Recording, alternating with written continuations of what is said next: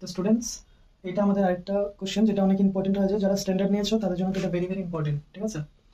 তো এই কোশ্চেনের মধ্যে কি বলা হচ্ছে, যে একটা বৃত্ত আছে যেটা কি, যার ব্যাসার্ধ হচ্ছে ডি, ও ডিটা হচ্ছে ব্যাসার্ধ, যার দৈর্ঘ্যটা হচ্ছে কত 4 সেন্টিমিটার, ঠিক আছে? এটাকে একটা ত্রিভুজ দ্বারা কি পরিলিখিত করা হয়েছে, যেটার নাম এ বি সি, ঠিক আছে? যার মধ্যে দেওয়া আছে যে ডি বিন্দু, এটা কি একটা স্পর্শ বিন্দু, এটা দিয়ে বিসিটাকে দুইটা ভাগে ভাগ করা হয়েছে, যেটার মধ্যে কি ডিসিটা মানে সিডি সমান 6 সেন্টিমিটার আর বিডি সমান 8 সেন্টিমিটার, এটা দেওয়া আছে, ঠিক আছে? এখন আমরা যদি আমাদের এখানে বের করতে বলা হয়েছে কি এসি এবং এ বি এর দৈর্ঘ্য বের করতে হবে, ঠিক আছে? তো এখানে আমাদের কি বের করতে হবে,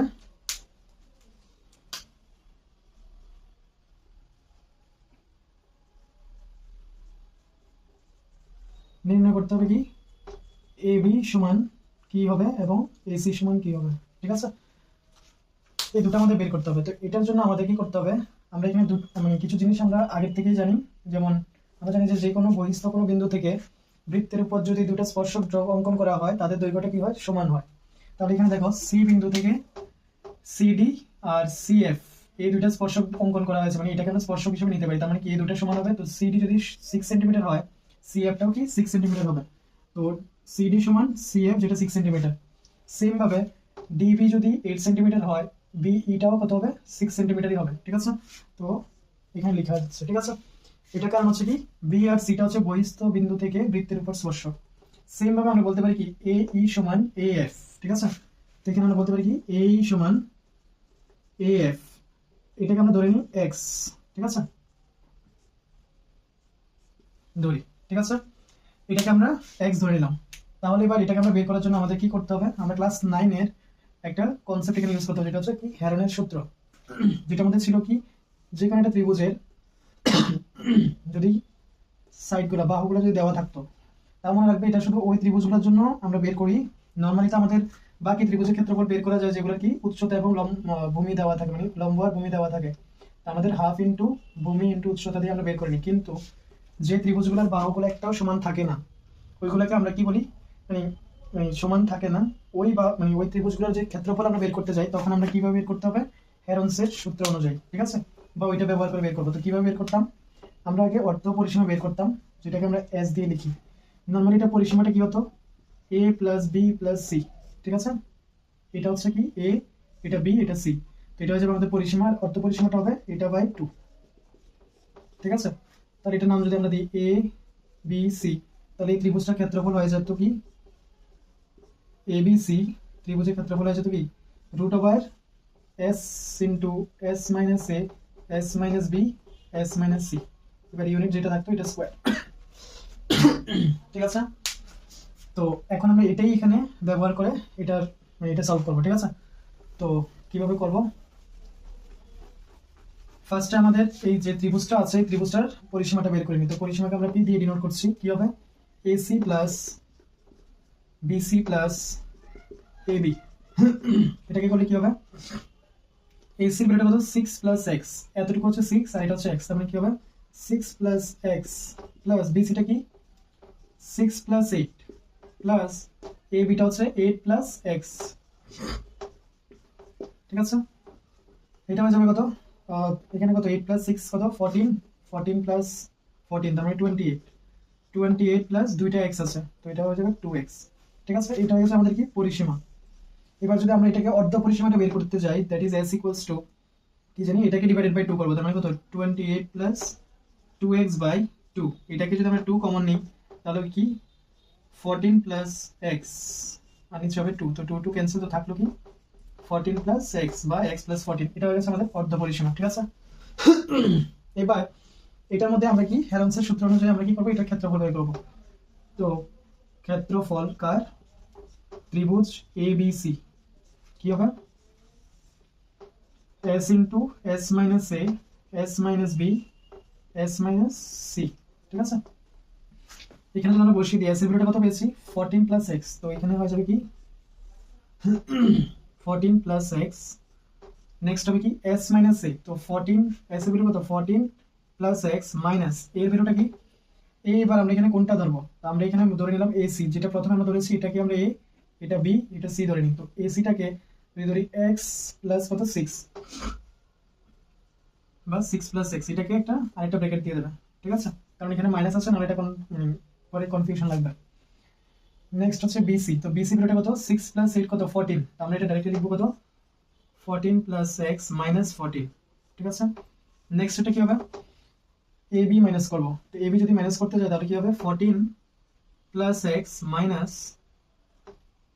কি আসবে 8 + x, ঠিক আছে। তো এটা একটা ব্র্যাকেটের মধ্যে রাখবো, এখানে আরেকটা ব্র্যাকেট হবে, ঠিক আছে। এটাই হবে কি, এটা তো সেম এজ ইট ইজ থাকবে 14 + x। এখানে দেখো এটাকে যদি আমি ব্র্যাকেটটা, এই ব্র্যাকেটটা যদি উঠাই মাইনাসে প্লাসে কি হয়ে যাবে 14 + x - 6 - x, আর এখানে হয়ে যাবে কত, দেখো 14 14 ক্যান্সেল হয়ে যাবে, থাকবে শুধু x, আর লাস্ট একটা মধ্যে কি থাকবে 14 + x - 8 - x, ঠিক আছে। তো এই দুটার মধ্যে আমরা কি করব, x x ক্যান্সেল, এখানেও x x ক্যান্সেল হয়ে যাবে, থাকবে কি 14 + x, আর সাথে এখানে কি থাকবে 14 - 6 করলে কত আসে 8 ইনটু এখানে কি থাকলো x একটা, নেক্সট এখানে কি থাকলো 14 থেকে যদি 8 মাইনাস করি থাকবে কত 6, ঠিক আছে। তো আশা করি এতটুকু লেখা হয়ে গেছে। তো ভিডিওটা পজ করে লিখে নেবে। নেক্সট আমরা পরে একটু মুছে দিচ্ছি। এটা আমাদের কি আসবে নেক্সট, এটাকে যদি আমরা সলভ করি এখানে কত আসবে 48 না, 6 × 8 তার মানে 48x সাথে 14 + x আসবে, ঠিক আছে, তাও আবার √এর ভিতরে, ঠিক আছে। এবার এটা যেহেতু এগুলো সেন্টিমিটার দেওয়া ছিল, তো সেন্টিমিটার স্কয়ার, এটা হয়ে গেছে আমাদের কি এই ত্রিভুজটার ক্ষেত্রফল। ক্ষেত্রফল কোন ত্রিভুজের, ত্রিভুজ এবিসি, ঠিক আছে। তো এটা এখানে আমরা একটু লিখে নিই, ক্ষেত্রফল কোন ত্রিভুজের, ত্রিভুজ এবিসি। আমরা কি পেয়েছি হেরনসের সূত্র দিয়ে 48x আর সাথে কত 14 + x, ঠিক আছে, সেন্টিমিটার স্কয়ার, ঠিক আছে। এবার আমরা এটা একটু মুছে নিই। তো ভিডিওটা পজ করে নোট করে নেবে।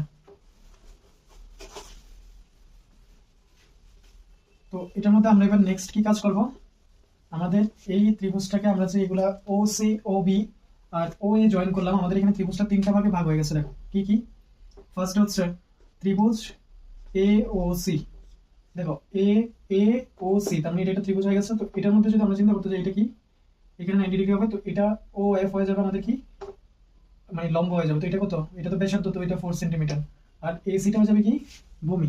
তাহলে এটার আমরা ক্ষেত্রফল বের করলে কি হবে,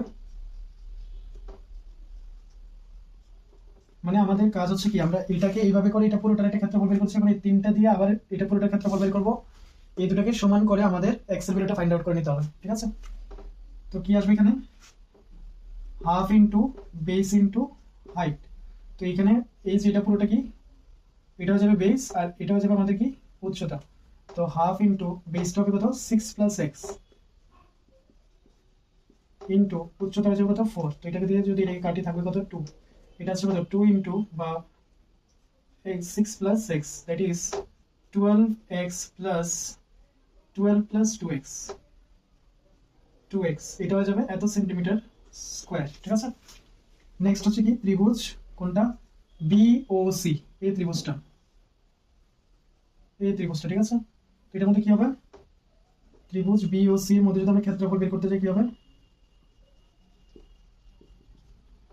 half into base into height. তো এটাই হবে কি হাফ ইনটু, এখানে বেসটা কি হবে 14 পুরোটা, তো 14 ইনটু উচ্চতা কত 4, 2 দিয়ে এটা কাটবে কত 7, এটা কত আসবে 28 সেন্টিমিটার স্কয়ার, ঠিক আছে।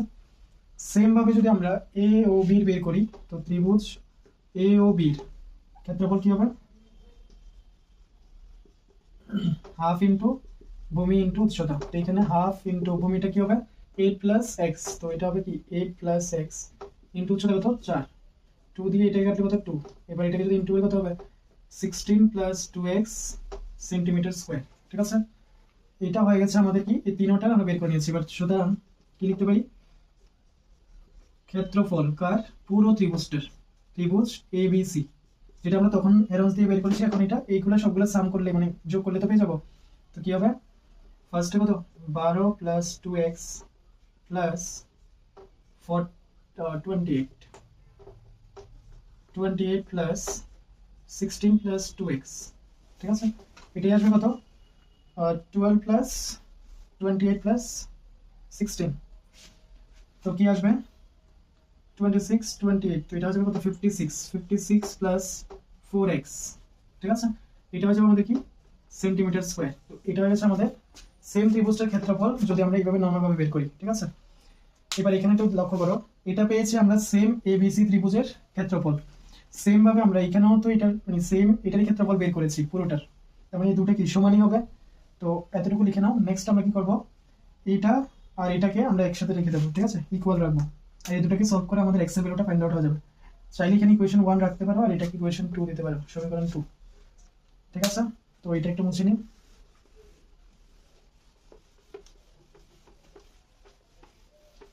কি আসবে এখানে 1 এবং 2 থেকে পাই কি 48x, তারপরে কি 14 প্লাস x ইকুয়ালস টু কত 56 প্লাস 4x, ঠিক আছে?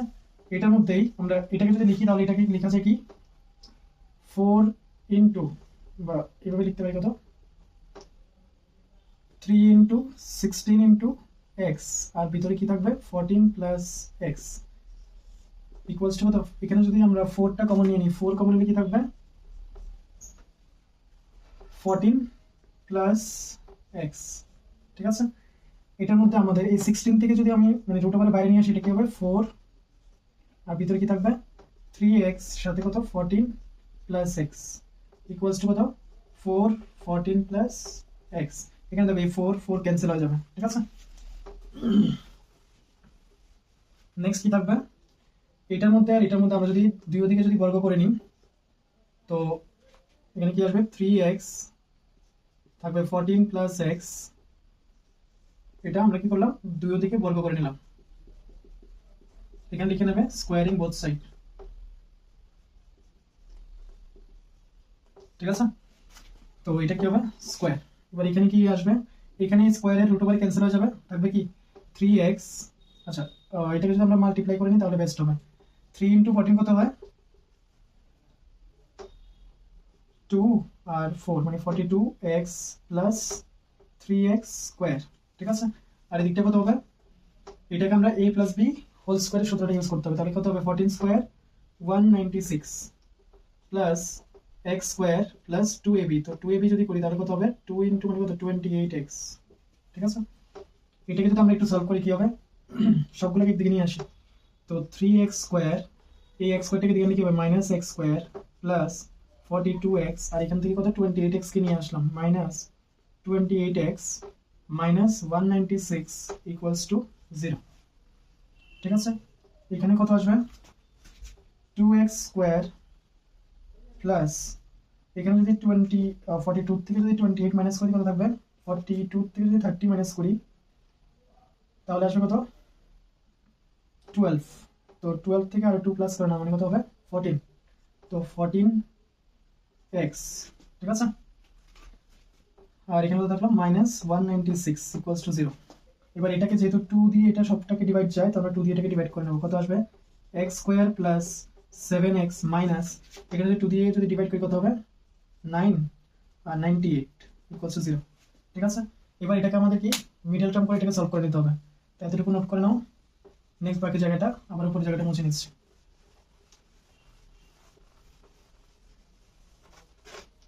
98, তো এখানে দেখো একটা 14 ইন্টু যদি আমি 7 করি কত আসবে 98 আসে, আর 14 মাইনাস এক্স করলে কত 7 হয়, 14 মাইনাস 7 করলে আমরা এটাকে 14 না 7 দিয়ে করে নিতে পারি, কি আসবে x square plus 14 minus 7 x minus 98 equals to 0, এটাই কত আসবে x square plus 14x minus 7x minus 98 equals to কত 0, ঠিক আছে? এটাকে যদি সলভ করি কি আসবে x কমন নিলে x প্লাস এখানে আসবে কত 14, তো 14, আর এখানে যদি করি কত আসবে মাইনাস 7 যদি কমন নিই x প্লাস 14, ইকুয়ালস টু 0। এখান থেকে আমাদের দুইটা ভ্যালু আসবে, একটা কি x মাইনাস 7 আর একটা হবে x প্লাস 14 ইকুয়ালস টু 0। তো আমরা একটা কি x ইকুয়াল টু 7 আর একটা x ইকুয়ালস টু মাইনাস 14।